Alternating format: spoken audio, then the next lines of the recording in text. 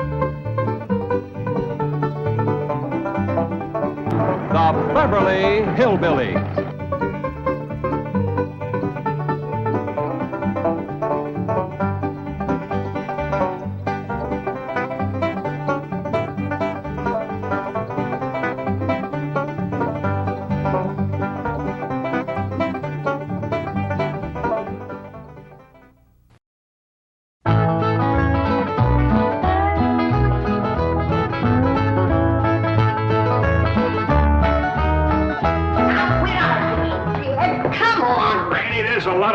Nonsense. Come on, it ain't no such thing. Now, it ain't gonna hurt you none. I got things to do. The first thing you gotta do is sit down here and get your hair cut. My hair don't need cutting. If it gets any longer, I'll have to braid it. I declare, you fight hair cutting like a steer fights branding. Well, the last time you cut my hair, you did brand me. How did I know somebody poured hot gravy in my bowl? Smarted considerable. Sure plastered your hair down nice, though. No, I might go to selling that stuff. Gravy? Sure made your hair look mighty sprucey. Yes, sir. You were slicker than a peeled onion. Smelled like one, too. I'd go to selling that stuff. I could put an ad in one of them catalogs. If you want the girls to stop and stare, put Granny's gravy on your hair. All right, Granny, come on. Let's get on with it. Hey, Uncle Jed, you're getting your hair cut. Thanks for telling me, Jethro. Oh, that's all right. Furnace, Jethro. What's going on? Is there going to be a wedding or something? I could be the way that Sonny Drysdale is a sparkling Elly May. Oh, he's with her right now, up by the cement pond. I better get right out there and keep an eye on him. Now, you sit still and leave those young'uns alone. Can't you remember how it was when you was a boy? Yeah. I better get right out there. It's broad daylight. And besides, they swimming. No, they ain't. He's a sitting on the bank, and he's a holding her hand. What an interesting hand you have. I see a man, a handsome Harvard man. Where? Right there on your heart line. Oh, that's just the one I got from picking up toes. Elly, you mustn't let horrid, slimy creatures touch you. Oh, heck, you ain't slimy, Sonny. Just a mite greasy from all that oil you smear on yourself. What a precious paradox you are. What a charming contradiction. You look pure Park Avenue and you speak pure Tobacco Road. That good? Good, it's fascinating. You're a challenge to me, you child of nature. You are the raw clay from which I will mold a perfect woman, worthy of a perfect man. Me. You know Shaw's Pygmalion? I don't even know Shaw, let alone his pig. Oh, you woodland sprite! You forest little bird. You are so refreshing after all those intellectual types of Vassar and Wellesley. You make me feel superior. That good? Good? It's divine.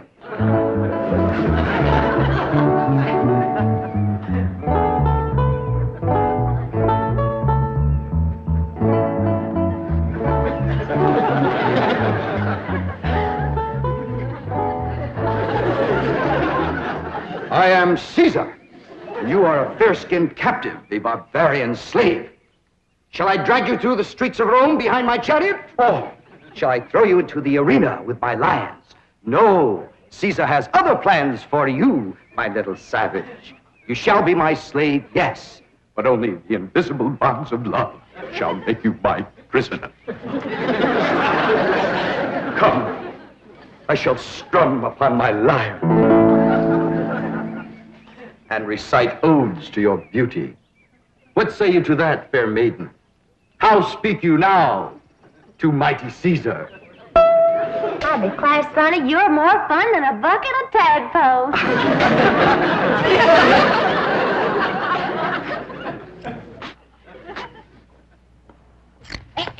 Sit still, I'm liable to lop off a ear. Well, doggone it, Granny, hurry up. I gotta get out there and keep an eye on Sonny and Elly. You want me to go out and see what they's up to, Uncle Jed? Now, you just sit still, the both of you. I'd expect Elly May to get a husband if you don't let the boy spark her. Well, Elly ain't never been learned about such things. Jed, sparking is like breathing. You don't learn to do it. Somebody slaps you and you go at it. Boy slaps. Now, I declare you're wiggling worse than a worm in a bait bucket. You want your daughter to be an old maid? Of course not. Next year she'll be too old to get a husband. She's almost 18. Not old. Sure is. She done waited too long, Uncle Jed. Why, no boy wants to marry up with a middle-aged woman. Elly May can get herself a husband anytime she wants to. Why, she's the purtiest and... Now, don't get your old feathers riled up, you old rooster, you. Elly May'll be all right if you just leave her alone. Well, I ain't sure Sonny Drysdale's good enough for her. He's considerable older than she is. Well, don't worry about that, Uncle Jed. His family lives a heap longer than most folks. Yeah? Yeah. Sonny told me that there's been a member of his family a-living in Boston since 1632. Well, that rascal's over 300 years old. He was a-greening you. Yeah, you sure swallowed a whopper. No, ma'am. Sonny's honest. Why, he's so honest he has to have somebody do his lying for him. Do he's lying for him. Yes, sir. Why, I heard him call through the hedge to Elly. He says, I'm coming over to serenade you, and I'm gonna bring my liar. Veni, vidi, vici. The world lies conquered at my feet. And yet, I tremble at the nearness of this flaxen-haired barbarian. Could it be that the invincible Caesar is about to be vanquished? Not by the spears and arrows of the Gallic tribes, but by Cupid's dart? Yes, fair maiden, you have done what your fierce kinsman could not. You have brought mighty Caesar to his knees. Come, I will take you to my palace, and there compose odes to your beauty. See yon window. 'Tis the Emperor's suite. There I shall woo you. Mother! That's my room! And those are my binoculars! You're not supposed to spy on the Emperor! What are you trying to tell me, Sonny? Mumsy can see you, but she can't hear you.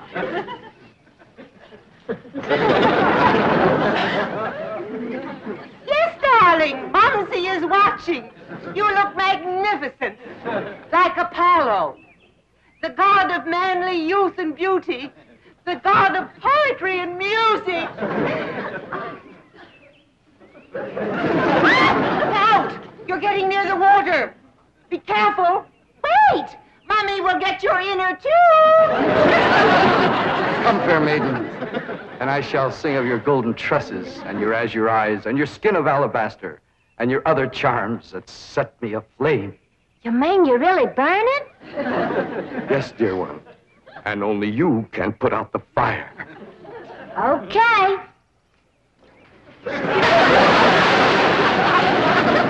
How's that, Sonny? You feel better now?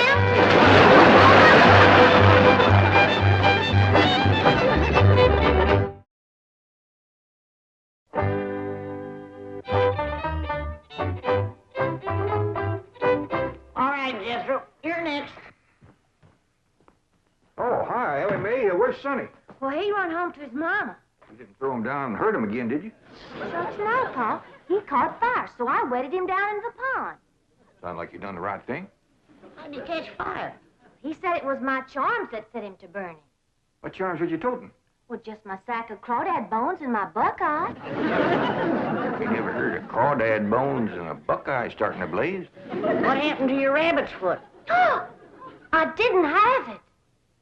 There you are. You can expect trouble when you ain't toting a rabbit's foot. You know what my teacher over at Pot School said about toting a rabbit's foot? What? She said it's a superstitious invocation contradicted by scientific knowledge. It's always nice to know you ain't been doing something foolish. Don't you worry none, Elly. You go jump into a purty dress, and I'll whop you up a love charm that I guarantee will bring Sonny Drysdale back. Yes, I am, Mother. I'm going back. Sonny, darling, you're delirious. Here, bring some of this penicillin. I'll send for an ambulance. Mother, I am perfectly all right. Of course you are, precious. A nice rest in an oxygen tent is all you need. I don't need an oxygen tent or an ambulance. All right. All right. Just relax. And Mumsy will call the police. Police? But of course. I mean to have that violent, dangerous girl arrested for attempted drowning. Mother, you will not call the police. I'm going back there right now to see Elly May. Ah, darling, that's very brave of you, but you're in no condition to make a citizen's arrest. Mother, I'm not going to arrest her. I want to help her, to work with her, to tutor her. What? She's like a wild, wonderful jungle cat, and I'm going to tame her. Sonny, you are delirious. I'll call the doctor. Mother, mind is made up. That girl needs me. For the first time in my life, somebody really needs me. I need you. The whole world needs you. Elly May Clampett needs me, and I need her. I'll be her Pygmalion, and she'll be my Galatea. Sonny, you're not becoming emotionally involved with that creature. She's not a creature, Mother. She's a girl. A wild, wonderful, beautiful, ravishing girl. Yes, I am becoming emotionally involved. I forbid it. She's not socially acceptable for my baby. Mother, I'm not your baby anymore. I'm a man in search of a woman.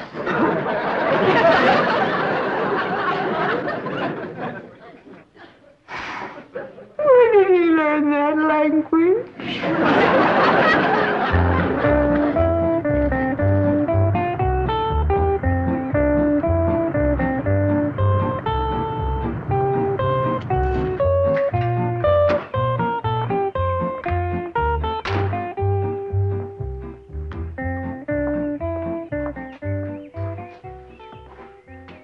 Hello, Duke. You noble veteran of the chase. Are you homesick for your forest paths and mountain trails? You look like a cashier waiting for the bank examiners to arrive.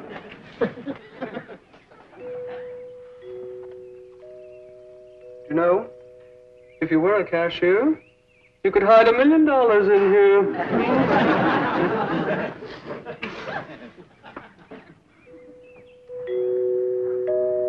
There goes that music again. Did you ever find out where that's coming from? No, sir, I didn't. Every time I went to looking for it, somebody always come to the door. This time I'm gonna find it for sure. You see? Oh, bonjour, Jethro. Oh, howdy, Miss Hathaway. No. When I say bonjour, Jethro, you say bonjour, Mademoiselle Jane. Now say it. Bonjour, Mademoiselle Jane. Bonjour, Mademoiselle Jane. That's very good, except for the mwah sound. It must be soft. Mwah. What? No. Watch my lips closely. Mwah. Try that. What? Try it again.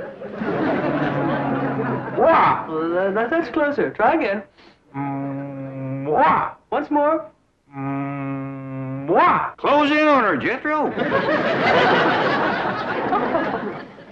Oh, Mr. Clampett, I was attempting to teach Jethro to articulate the Gallic diphthong. No matter what fancy name you call it, he ain't very good at it. He'll learn. But now to the purpose of my visit. Is Sonny Drysdale here? No, but he will be. Granny's out in the kitchen whomping up a love charm for Elly to give to him. She said it'll bring him on the run. Mr. Clampett, I am reluctant to disillusion you about so-called love charms, but they are mere superstitious invocations and have been proved to be completely ineffective. Granny sets great store by him.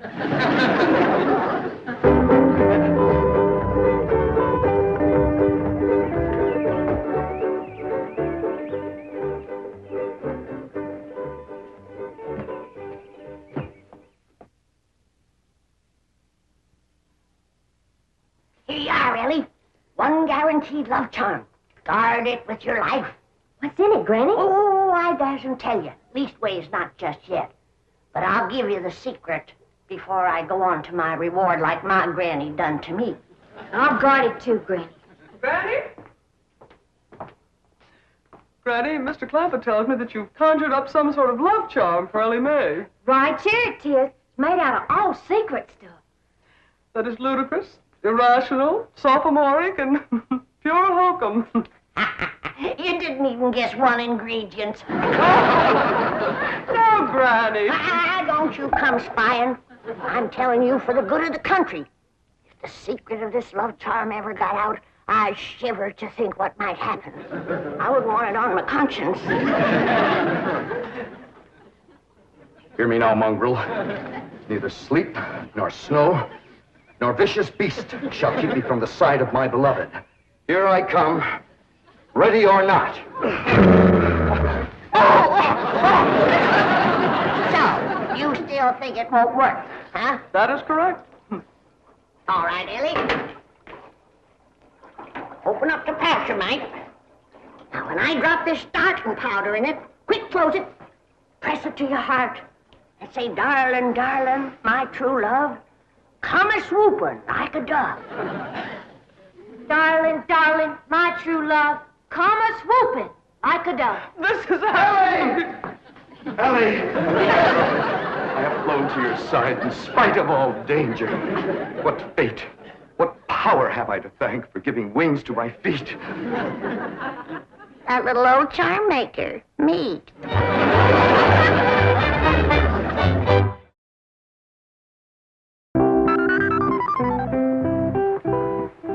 And now we shall begin the transition from Tobacco Road to Park Avenue. Now you watch me closely and I'll show you how to develop perfect posture and grace of movement. Ah, Kipling. Well, do you like Kipling? I don't know. I ain't never kippled. Oh, you are a challenge, you ravishing rustic, you child of nature. Now here, you try it. There we are. Now walk. Go. You'll have to try that again. Now sit down. Now watch me. We walk as though upon a cloud, and we glide with lissom grace. And as we walk, we always keep a smile upon our face. What's he doing? That there is something called Kipling. He's trying to learn it to Elly. This is how you sit in a chair, smoothly and gracefully. There ain't no chair where he's a-sitting. I know. What do you reckon's wrong with that rascal? Appears to me he's about 2 bricks shy of a load. Turn old Duke loose so we can go in there and protect Elly. Now we'll practice diction and intonation at the same time. How now, brown cow? How now, brown cow? What's he talking about? He thinks old Duke is a cow. You best fetch your granny. Appears to me she's thrown too strong a charm on that boy.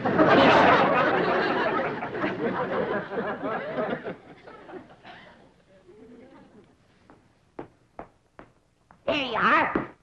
One guaranteed charmer. Now, you hold the bag while I sift in the starter. I know this is all a lot of absolutely ridiculous nonsense. Please hurry. Darling, darling, my true love, come a-swooping like a dove. I better open this door before he busts it in. Miss Jane! Here he is. Granny's love charm is too strong. Don't fight it. It's bigger than both of us. Circled on me. Granny, come quick. The love charm you throwed on Sonny Drysdale was too strong for him. Thank you, Granny. How now, brown cow? How now, brown cow? How now, brown cow? How now, brown cow? How's it going, Uncle Jed? Bad. Now he's got Elly believing old Duke is a cow.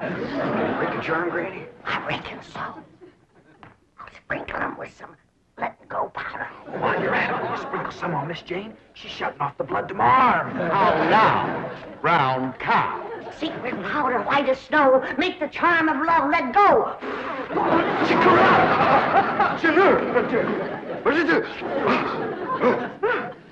The spell is broken. Now, please, everybody listen to me. I must have complete quiet and concentration if I am to transform this bucolic beauty into a sophisticated debutante. Now, I have studied drama at Yale, Harvard, Princeton, and Dartmouth, and I am probably the only living man who can accomplish this difficult cultural metamorphosis in the brief time available. Now, everybody please go while I transfuse into this simple, untutored mind the charm, the polish, the splendor that is Sonny Drysdale.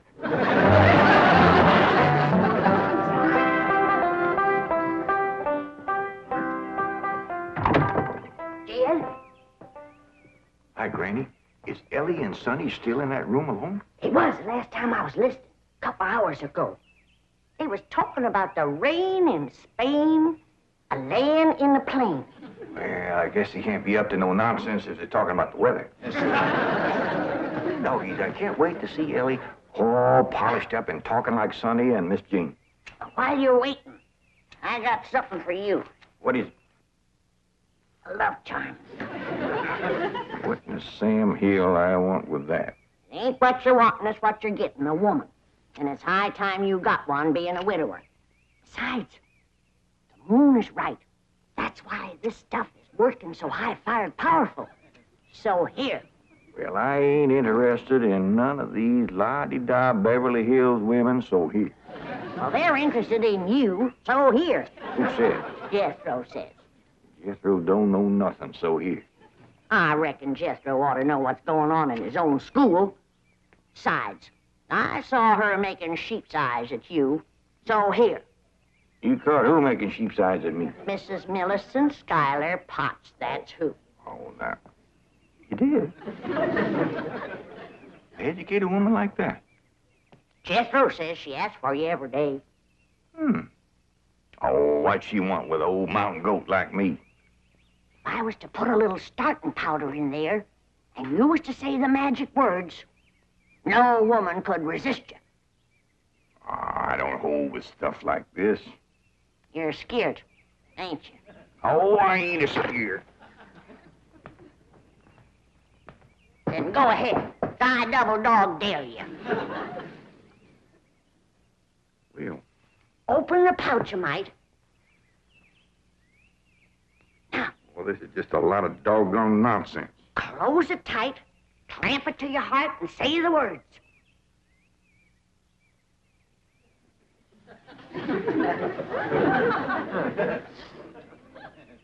Darling, darling, my true love come a-swooping like a dove. Where is he? Where's my dog? It's Mrs. Drysdale. Where is he? Oh, where is he? Oh, I tried to stay away, but I could not. He's mine, and no other woman shall have him. Drysdale, you're a married woman. Think of your husband. Control yourself. Care about my husband. I want my darling, and no one is going to keep me from him. I sure hate to have to do this, but...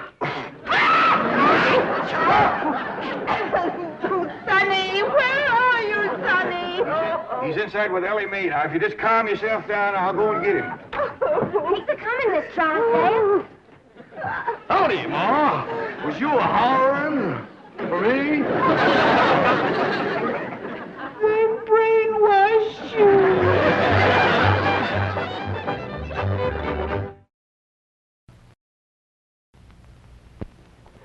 Granny, now that we're alone, would you tell me the secret of that charm of yours? No secret to it. Some folks got it, some ain't. I got it.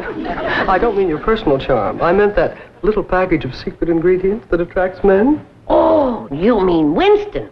Yeah, men do go for him. Women, too. Yes, indeed, Granny. I'm a Winston fan myself. But what... No secret ingredient in Winston. There's the filter.